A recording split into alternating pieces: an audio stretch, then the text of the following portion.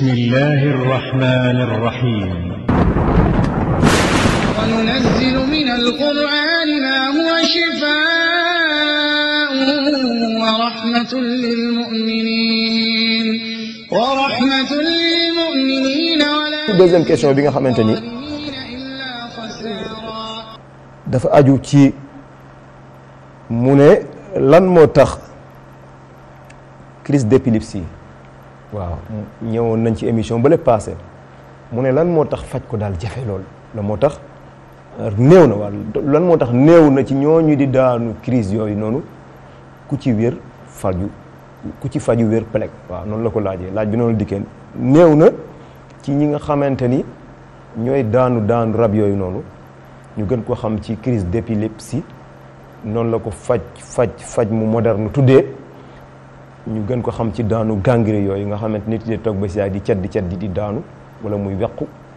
waaw wala muy di matt ay làmmiñam wala muy saw ay yëreem wala muy mbëkk ay miir wala muy wax wala muy daw waaw wala sax mën na bañ a def bruit mais yaram bi di lox yuut yi di génn léegi façon daanu boobu nga xamante ni tubaab yi dañ koy tuddee médecine moderne da koy tuddee la crise d'épilepsie ñu gën ko xam ci daanu gangrène yi te yàgg na ci jamono doomu aadama di ko tuumaal jinne yi même avant médecine moderne sax di découvrir ay mbiram yoo xamante ni jàpp na ni moo ko waral ci organisme doomu aadama ak doomu aadama yi dañ mas a gëm ni jinne beneen mbindaafoon bu ñuy wax jinne mooy fàdd doomu aadama bi wala kulli xaalin laaj bu am solo la posé moom mooy lu tax rek faj ko nekk loo xamante ni dafa jafe ñëwoon nañ ci keroog émission ba le passé lu tax mu ne néew na ku ci faju ba wér mais toujours dangay gis ni su dee ki faju ci wàllu hôpital dafay continuer di naan ay garabam bu bàyyee naan ay garabam commencé mi ngi noonu waaw su dee keneen ki aussi dafay continuer di fajum cosaan bu bàyyee fajum cosaan mi ngi noonu dafay commencé daanu mu di loo xamante ni lu yéeme léeg-léeg mu bàyyi ko une semaine léeg-léeg mu bàyyi ko un mois une année toog sax ba yaakaar ni sax bàyyi njabootam jàpp ni sax wér na après mu kon ne daanuwaat mun lan moo tax ne si ñëw ci fukki poñ yoo xamante ni jàpp nañ ni loolu moo tax faj kaa yooyu noonu wala boog seenug wér nekk loo xam ne dafa jafe bu njëkk bi mooy li ëpp a bëri waa ji dañ koy liggéey waa ji daanu yooyu noonu dañ koy liggéey ba ñàkk toj gum ñàkk toj moo waral waaja di daanu ba léegi wala boog dafa am relation mystique bu dox digganteem ak jinne yi loolu pacte lañ koy wax fajkat yi xam nañ ko parce que fii Afrique la dafa am des réalités africaines koo fi laal maamam bu dul maamam bu njëkk di ñaareelu maamam di ñetteelu maamam am na relation ci wàllu jëflante ak jinne yi wala am na mbëkkante bu dox digganteem ak jinne yi jinne ak ni ko yàlla bindee mu war a mën a gudd fan wax naa ko loolu sànq koo xamante ne dañ lay nàmpal presque 70 ans kooku fanam dina gudd waaw yenn jinne yi dund nañ 1000 ans fekkee nañ lu bëree bëri day gis ni yonent yàlla Souleymane jinne yi mu emprisonné woon léeg-léeg ñu rëcc jox ci àdduna bi ñu ngi ci ay gox ci àdduna bi kon loolu yàgg na lool léegi nag kooku lépp lu judd ci famille boobu ci kanamam lay juddoo bu waree fayu day fayu bu waree forcer pacte bi doxoon diggante maamam kenn ci njaboot gi da koy def bu dee aussi lu ko maamam diggoon ci njaboot gi la te loolu dafay faral di bëri lool sax fii waaw sama ñetteelu doom sama ñeenteelu doom wala boo sama ñeenteelu sët bu dee jigéen jox naa la ko liggéeyal ma lii ak lii bëri na ci maam yi ñoo xam def nañ loolu parce que question bi posé wu en général pourquoi rek jigéen ñooy gën di daanu pourquoi jigéen ñooy gën di nekk victime loolu émission spéciale du ma ci dugg dinañ ko jagleel émission ngir rek mën a sakkanal waxtu wi mais aussi fajkat yi dañ koy posé mais am na loo xamante ni am na mbir mu ko waral daal incha allah nañ ci yemani foofu moo tax ma ni pacte bi lié waa ji ak liggéey bi fii ak tojul te léeg-léeg dafay faral di jafe parce que liggéey bi ñàkkul ay jinne yu mag ñoo fa nekk di ko garder la plupart ci liggéey yooyu ay jinne ñoo koy garder léegi yow fajkat bi am nga ñaari problème sa problème bi mooy naka fooy mën a jaar jinne yooyu noonu ba mën a jot ci liggéey bi ba toj ko yaa ngi dégg beneen bi aussi mooy pacte bi ñoom dañ koy garder ñoom jinne yi tellement niñ koy gëmee comme diine la ci ñoom pas-pas la ci ñoom léegi pour détruire le pacte aussi loolu beneen problème la moo gën a ti nekk problème sax toj njabar bi parce que dafay def at yu bëri ay jinne yu bëri liggéey ci donnante ko ba loolu moo tax dafay jafe am na ñoo xam ne yàlla di faj fii Sénégal mais boo xoolee seen problème xam nga fan la Tombouctou fële ci Mali la léeg-léeg mu yóbbu la sax ba centre Afrique waaw foofu la bagage ba nekk te yaa ngi fii di faj waa ji yaa ngi dégg foofu ñu koy garder ci ay jinne kenn xamul nuñ toll kon loolu ay mbir la yoo xam daf ci laxasu ba loolu moo tax mu nekk loo xamante ni dafa jafe lool naam nag dañ koy faj day wér loolu aussi pour dalal xelu ñi nga xamante ni yàlla fi la nattooy tawat googu tawat la dafay wér yàlla lu mu bëgg a saafara mu saafaru parce que il est le guérisseur huwa shafi bi saa sallam ne woon na yàlla bokk na ci turam yi ash-shafi le guérisseur Fatiha soo gisee mu efficace ci saafara parce que dafa bokk ci tur yi nga xamante ni moom la ko yàlla tuddee bi saa sallam tuddee ash-shafiya saar bu bëri ay xarbaax saar bu yéeme ci wàllu shifa loolu gars yi liggéey xam nañ ci lu bëree bëri beneen bi liggéey bi sax mën nga bañ a xam fu mu nekk aussi kooku beneen problème la mooy waa ji li koy di tax jinne yi di ko daaneel liggéey la boo xamante ni yow sax ay temps da nga am problème pour découvrir ko pour xam fan la nekk pour war ca egg léeg-léeg nga egg ca mais ña fa nekk di ko garder moo tax léeg-léeg nga dem ci benn sëriñ mu ne kii de ki ko teg lii mënuma ko faj ay temps mu ne la diw moo ko mën a faj effectivement ay temps yàlla won ko xam-xamam expérience am en tout cas yàlla won ko mu ni la demal ci diw boo demee mu faj la loolu dund nañ ko ci lu bëri diw moom aussi am na may yoo xamante ni xañ na moom amu ko moom aussi mu ko orienté am na lu mu am loo xamante ni am na lu keneen am moom amu ko wa ma kaana ataau rabbika mahzura yàlla nee na samay don nekkul lu ma tënk benn bërëb samay don nekkul lu ma tënk benn bërëb léeg-léeg damay may kii lii kii ma may ko lële kii ma may ko lële moo tax échange bu amee partage am après luy xew réussite dafay am parce que ku ne ak la nga am soo ko boolee bu ko defee efficacité réussite macha allah yàlla moo séddalee noonu beneen bi aussi li gën a garaaw ci cas yooyu léeg-léeg nga dajee ceeg boo xamante ni jinne bi daaneel waa ji dañ koy yeew njabaraankat bi maanaam ki liggéey waa ji dafa yeew jinne ji ci biir yaram waa ji yow sax jinne bi soo xam day bëgg sax libéré wu génn mais yow yaa am problème pour génnee ko moom déjà dañ ko liggéey ci biir waa ji mu di xeeti liggéey yu bon yoo xam ne nit ñaa ngi koy def yu bon a bon sax nga xamante ni waa ji durant sa vie dafay feebar du wér dundam yëpp da koy daan léegi yow fajkat bi problème bi nga am moom mooy jinne bi ci moom ndeysaan moom dafay bëgg a génn sax parce que foofu neexu ko mu nekk fa dañ ko contrainte foofu noonu mais mënu fa génn pour vous dire que ni y a des sorciers yoo xam ne ay nit lañu sax tellement seen force ou bien seen man-man ak seen doole ak seen pouvoir mystique da leen permettre ñu noot ay jinne di leen def loo xamante ni lu leen metti la sax moo tax léeg-léeg nga libéré benn jinne mu dem rey njabraankat bi nga doon liggéey le fait nga libéré ko mu tuub ci diine déjà day am ay force yoo xamante ni waa ji du ko mën a dara mere gum koy mere ngir yàgg fitnaal gum ko yàgg fitnaal moo tax dafay dem fayeeku ci moom bari na ay njabraankat yoo xamante ni dañ liggéeyoon nit bi liggéey bi tojee bañ libéré jinne yi nga xam ne doon fitnaal nit ki won leen guidance njub al hidaya chargé leen li nga xamante ni mooy la lumière divine kàttanal leen ci kàttanu yàlla ay technique la ay stratégie après dañ leen orienté ci ki leen yabaloon ci liggéey bon boobu ñoom dañ demee dafa ñu rey waajooju loolu dara nekku ci lu dagan la sax waaw parce que defkatu lu bon ñoo ñu sonal defkatu yu bon ñoo sonal aduna isa sallam ci hadis sahabatul kiram li nga xamante ni moom mooy njabaraankat penam moom daal moom mooy dagg baat bi mu dee parce que koo xamante ni dafa jaay ruuxam seytaane ngir mbiru àdduna yi ngir yenn pouvoir yi nga xam ne yu doyee di la di def yàq rek bu rëy ci àdduna nga xamante ni moom leer na ko ni place am safara la yàlla wax ci alxuraan waaw wala xad alimu laman ishtarahu ma lahu fi l axirati ma min xalaaq wala bisa ma sharu bi anfusahum law kaanu yaalamun mu di lu doy waar beneen bi moom mooy waaw njabraankat bi tax waa ji di daanu dafa am pouvoir bu nga xamante ni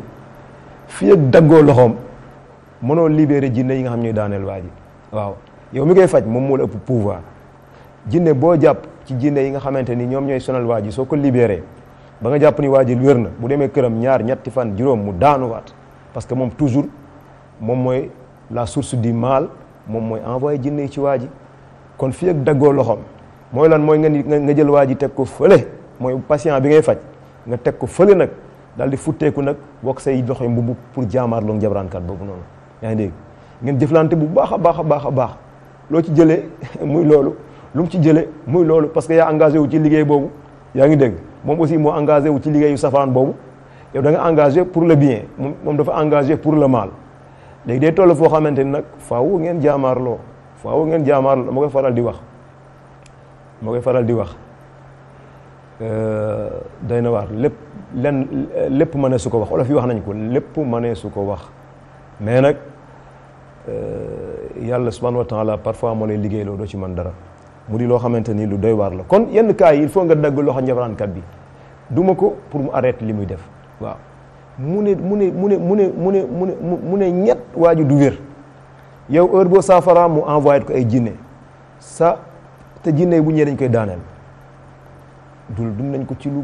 ay cas yu dul jeex yu bëree bëri beneen bi ba léegi soo gisee crise d'épilepsie yi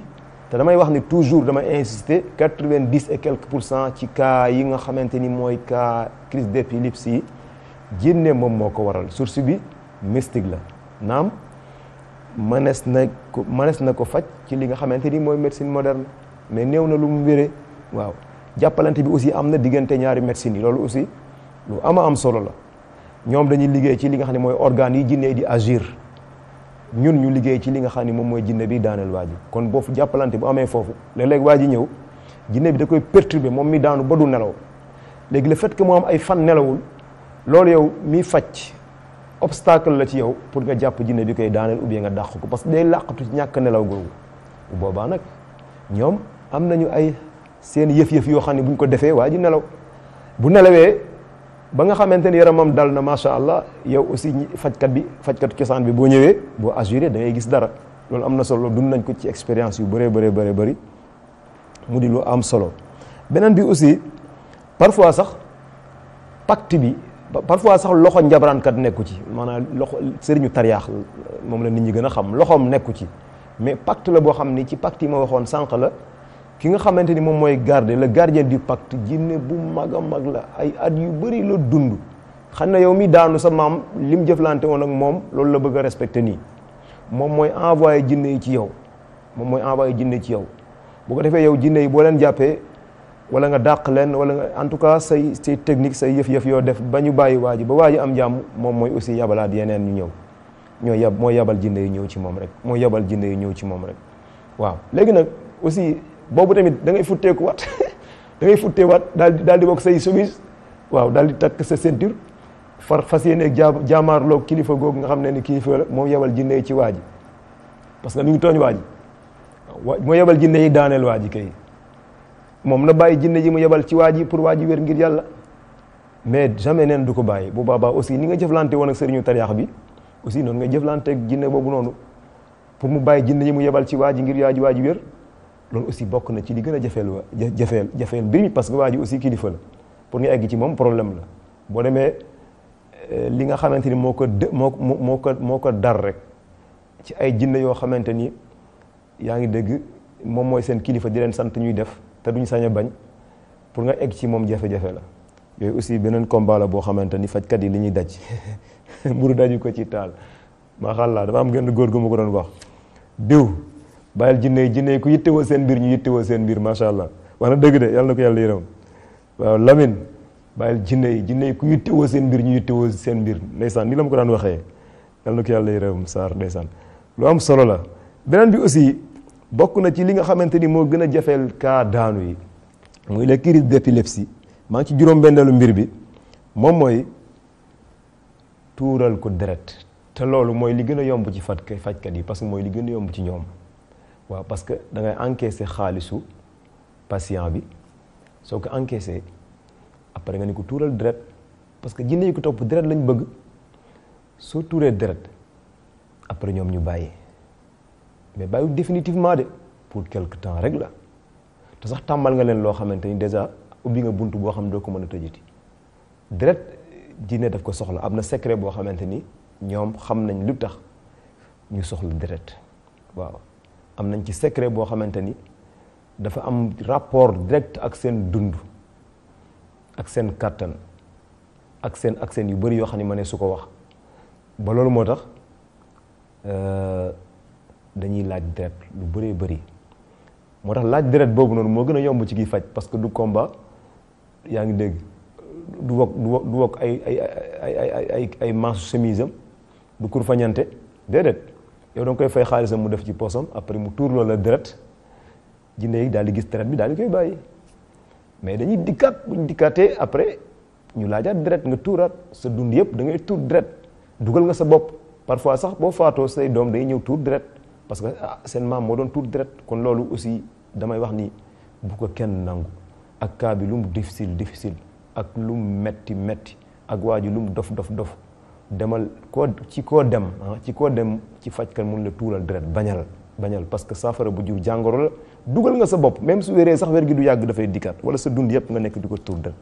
loolu aussi bokk na ci li tax ñu bëri ci crise d'épilepsie wéruñu parce que lu tax parce que dañ mas a tuur deret dañuy tuur deret rek surtout deretu bëy yab nañ ko trop deretu bëy yab nañ ko loolu sax waaw loolu aussi mbir la moo xamante ni dañ si ñëw pourquoi ñuy choisir bëy toujours yaa ngi dégg te bàyyi xar yeeg yeneen ak yeneen waaw beneen bi aussi ci juróom-ñaareelu mbir bi moom mooy en général bëri nañ ñuy daanu ñoo xamante ni bëri na ci ñoo xamante ni ñoom xam nañ ko wala xamuñ ko am nañu ay xam bi cosaan waaw léeg-léeg sax bu ñu daanu la leen fa yóbbu sangu leen léegi nag waa ji boo ko bëggee faj définitivement da ngay dem nga dajjati xamb yëpp nga dajjati ko daal di koy sànni fële parce que force bi nga xamante ni moom mooy agir ci moom ba muy daanu foofu lay jugee maanaam foofu mooy bërëb ba nga xamante ni ñi koy feebar fa la ñuy jugee mais malheureusement ndeysaan jinne yi dañuy noggutu day gis une famille ñoom ñëpp ñi ngi feebar toujours ñi ngi sangu après bu ñu wéree tuuti sangu fi mu ne nii ak xamb yi leen di prendre otage am na soxna bu ñu doon traité fii nii waa ji dañ ñëw soxna si pour mu faj ko dafa ñëw sampal koy xamb man bi ma ci waree dugg dama ni leen en tout cas ñun suñu méthode faj biñ ko essayé dëgër na trop sax ci cas boobu waaw cas bu dëgër sax soxna si ndeysaan da doon xawi cër yi waaw di def yaramu neen mu doon cas bu doy waar sax duy nelaw di bruit dof complètement léegi soxna si ko fajoon te ko sampaloon ay xamb ci këram pour mu wér du solution parce que bi mu sampee xamb bi at mi ji topp après ci la daanuwaat après ñun ci lañ jot après ñun leen da ngeen di sampi xamb yi ñu ne ñoom ñemuñ ko sampi parce que ki ko samp saltige la nangam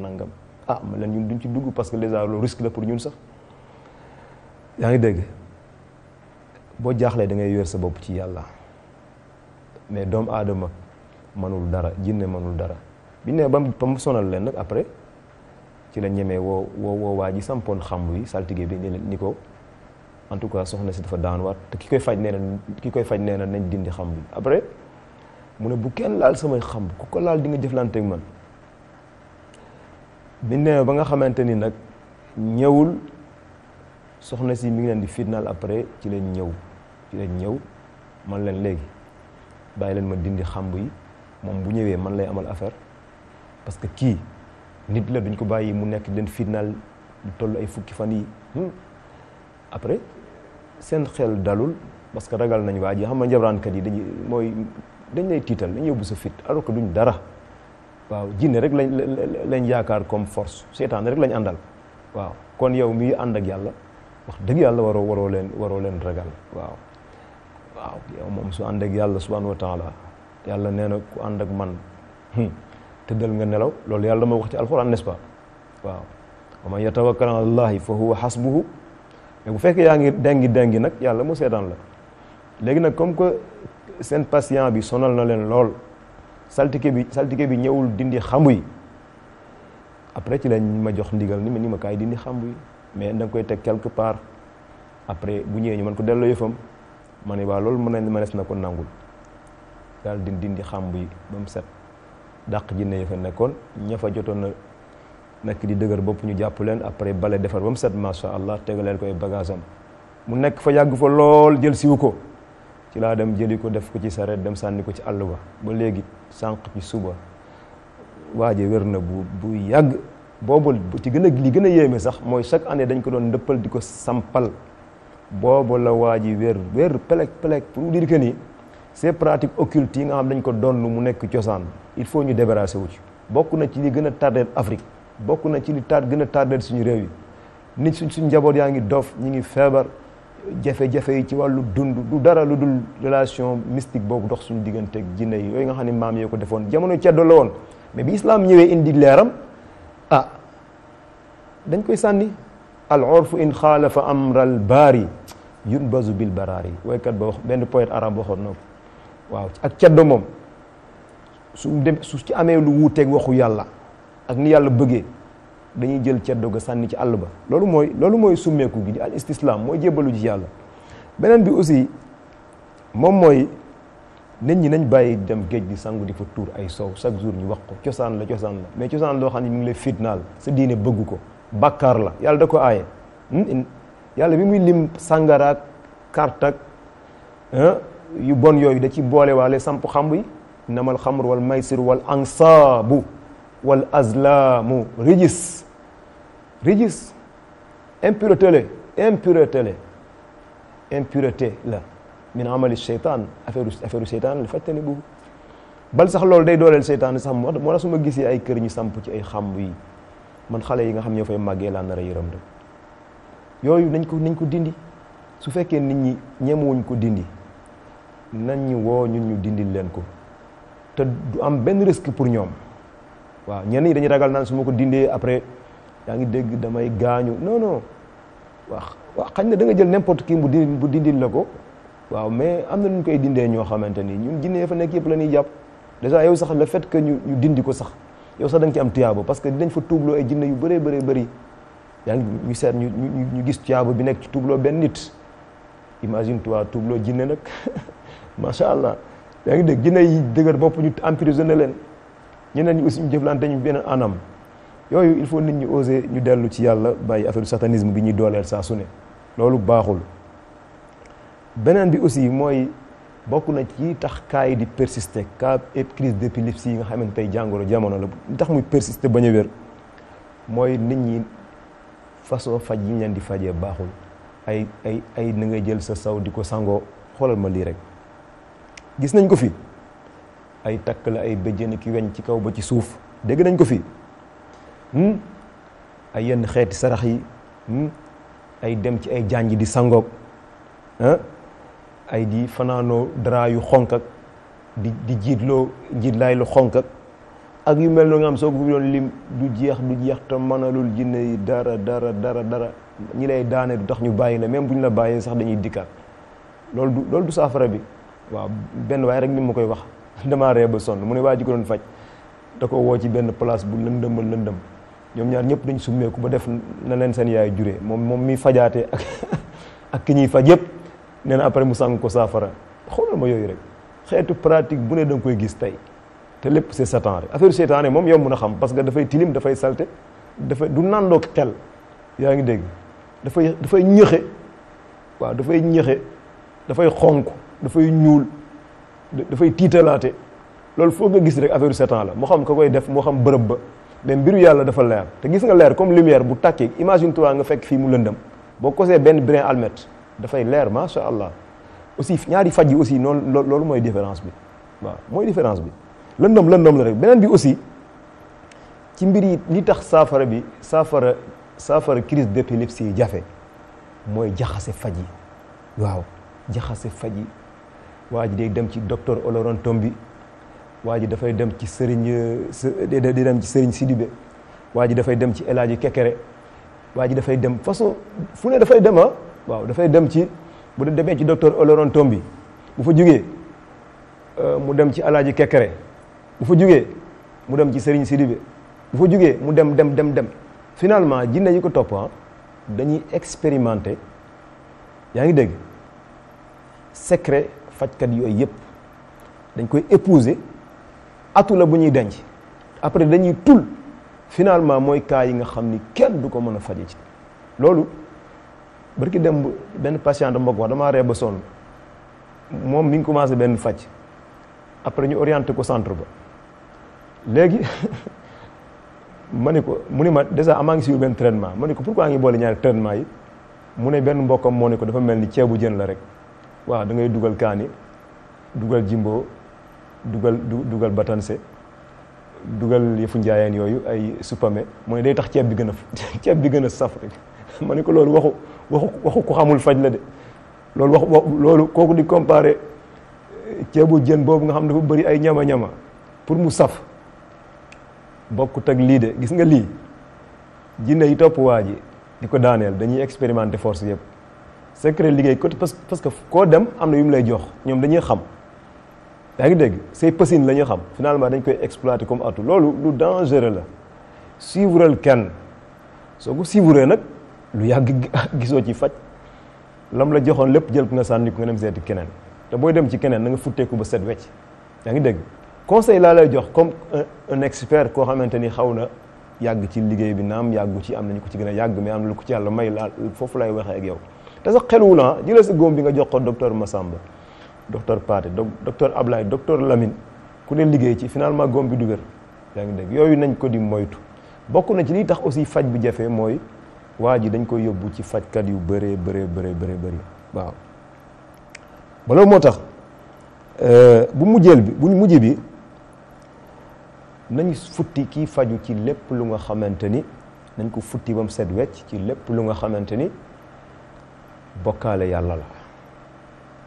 waaw loolu dafa am solo parce que du cas bu sérieux la imagine toi waa ji descente sa vie yëpp da ko daanu léeg-léeg day nekk ci biir njabootam daanu léeg-léeg day nekk ci biir entreprise am di liggéey daanu finalement sax dañ koy dàq foofu léeg-léeg day nekk école ci biir ay copains ñi ngi nekk ci benn devoir ou bien benn concours mu am ci yaakaar ñu daaneel ko foofu soxna si mënul sëy ba léegi parce que yaa ngi dégg bu commencé di entamer benn mariage après mu daanu kaa la yoo xamante ni dafay laaj dellu ci yàlla dëggantaan te boobu ba léegi maa ngi lim lu tax traité ko mu jafe parce que ñi koy daaneel beneen force bu jóge ailleurs la te li ma fi wax ci ay mbir yu di fukk ak yu di juróom-ñeent gis nga ni kaa la yu jafe léegi nag mbir bu jafee da nga koy def dossier teg ko ci loxo yàlla man yàgg naa ko wax ba loolu moo tax kaa yi yow mi nga xam ne yaa ngi am yéene defal leen ñaan na nga leen futti ci lépp lu di bokkaale. bismillahi rrahmani rrahim. wa nunazzilu mina al-qur'ani ma huwa shifaa'un wa rahmatun lil mu'minin wa la yazidu adh-dhalimina illa khasara.